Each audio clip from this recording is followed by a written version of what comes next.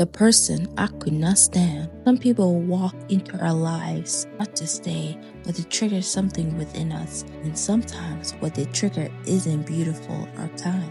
Sometimes it's monstrous. Sometimes they awaken the ugliness and the ugliest part of us that we try to hide. Quick judgment, the moral purity, the low-grade contempt we don't like to admit we're capable of. That was what happened here. There was someone I couldn't stand, and I don't mean in a distant or indifferent way. I mean I actively resent their presence.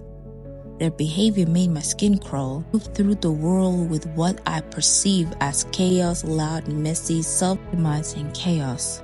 They blame others, especially the opposite gender, for their mishaps, repeated heartbreaks, failures. They break down publicly, make vague posts for attention, spiral openly. Every time I witnessed it, I felt a familiar mix of frustration and disdain. You're too old to act like this, behave like this, I thought. I didn't feel compassion, I felt secondhand embarrassment. There was someone I genuinely couldn't stand. I won't soften that truth. This wasn't just a mild irritation. They triggered something in me that felt raw, uncomfortable. I would see them spiral online, in person, loud, often oversharing things that felt performative, you may say. And I felt a mixture of embarrassment for them, exhaustion for myself. It was as if they had no filter, no boundary, self-awareness intact. They will post a long, vague social media rants about betrayal or loneliness, usually blaming the opposite gender, painting themselves as the misunderstood victim in a world full of liars, manipulators, or narcissists. Oh my God, they love that word. It was a dramatic mess, and I'm being brutally honest here, I find it deeply pathetic. Worst of all, I laughed. Sometimes I roll my eyes, sometimes with others, and I mumble things like, they need therapy, man, not attention. I'll catch myself judging their emotional immaturity, their inability to self-organize or just to analyze themselves, their constant need for validation outside of themselves. I felt like they were addicted to being wounded, and I thought, you're too old for this, grow up. In my mind, their behavior wasn't a cry for help. It was chaotic, broadcasted for anybody to see, willing to tune in. I didn't want it to understand it. I didn't want it to see the pain. I saw dysfunctional behavior, and I stood firmly on the high ground of my own emotional detachment, believing that whatever I was. But here is where the story turned, the shift. Distance brings perspective. Something changed, and I couldn't pinpoint exactly what it is. Maybe it was the way time has softened our sharpest edge. Maybe it was because I started doing some self-work, more therapy, more journaling, more quiet reflection, and began to see myself and others with more nuance. React I once had to this person began to fade. It wasn't forgiveness, to be honest, not at first. It was more like stepping back from a painting. I had been standing way too close with a distance. I stopped seeing just a mess. I started seeing a person.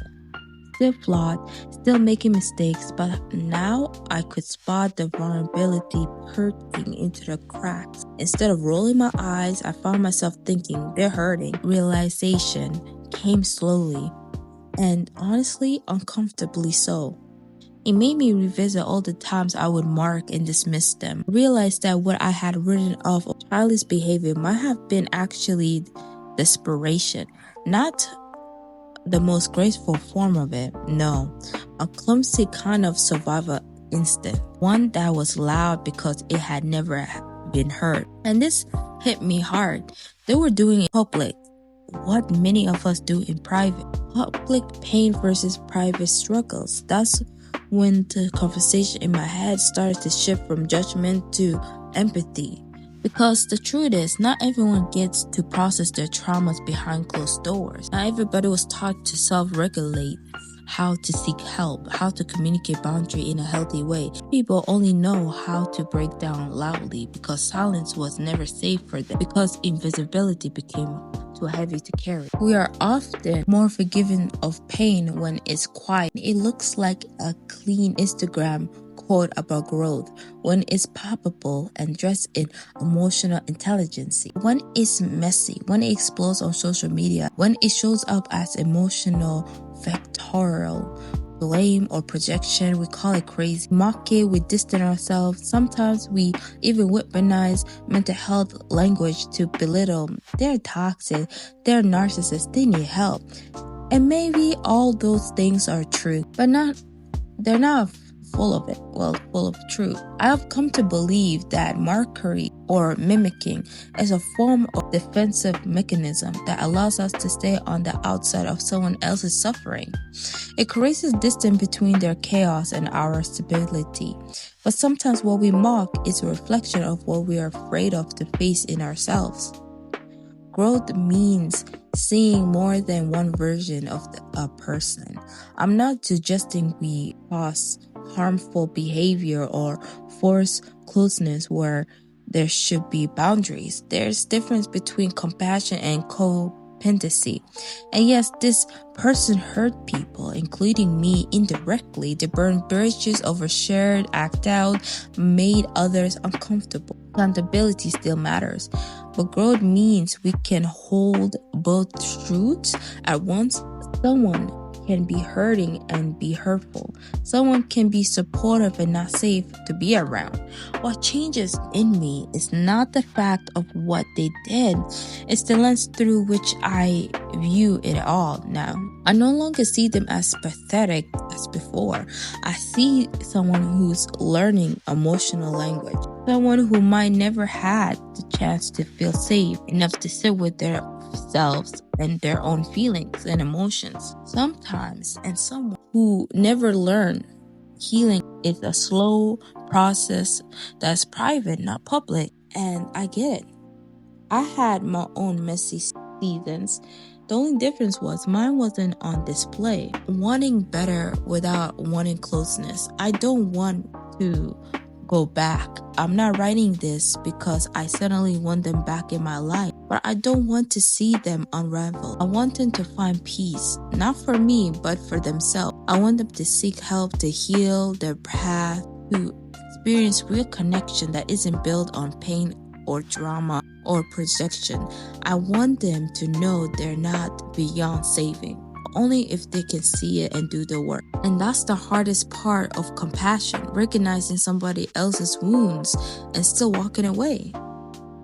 The quiet hope we hold for others. There's a unique kind of love that can exist from a distance, not romantic, not platonic, but a gentle human hope. And I hope they outgrow their pain. I hope they learn better tools. I hope their life becomes something they don't feel the need to scream. I don't want to be there to witness it, but I want it for them to be better, There's growth, I think. When your judgment dissolves into understanding, when your disgust turns into quiet hope, when the people you once laughed at becomes a reminder of things you're grateful to have healed within yourself. Walking away with softness, not bitterness. So no, I don't hate them, not anymore. And I never truly hated them. I just was feeling some type of way. I don't pity them either. I just see them now. And as a whole person, flawed, loud, messy, and maybe the best they know how.